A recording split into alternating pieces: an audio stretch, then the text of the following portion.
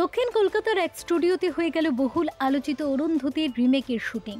বহু বছর আগে কোয়েল মল্লিক ও ইন্দ্রনীলের অভিনীত অরুন্ধতী দর্শকের হৃদয় জয় করেছিল।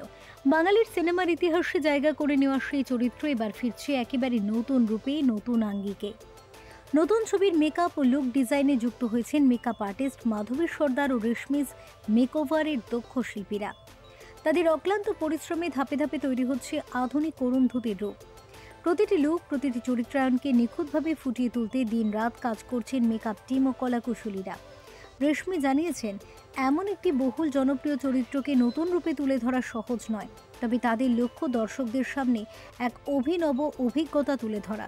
এখন অপেক্ষা শুধু সেই দিনের যেদিন বড় পর্দায় নামবে নতুন অরুন্ধতী। আজকে যে থিমটা আমাদের ছিল সেটা ছিল অরুন্ধতী।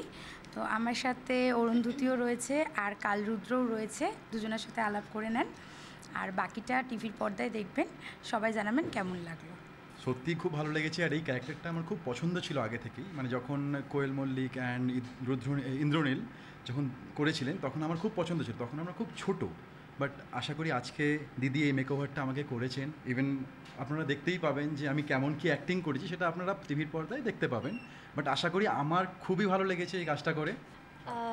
আজকে এই আমি অরুন্ধতী ক্যারেক্টারটা করছি, তো এটা আমার কাছে একদমই প্রথম আর মানে একদমই অন্যরকম, ফার্স্ট টাইম। তো আমি ভীষণ মজা করে আজকে শ্যুটটা করেছি। আর দিদি আর আমাদের যারা মানে পুরো টোটাল টিমটা আছে প্রচণ্ড সাপোর্টিভ, সবাই আমাকে খুব হেল্প করেছে আর করে মানে দুর্দান্ত মজা করেছি। বাকিটা আপনারা বড় পর্দায় দেখতে পাবেন। Bureau report, channel 10।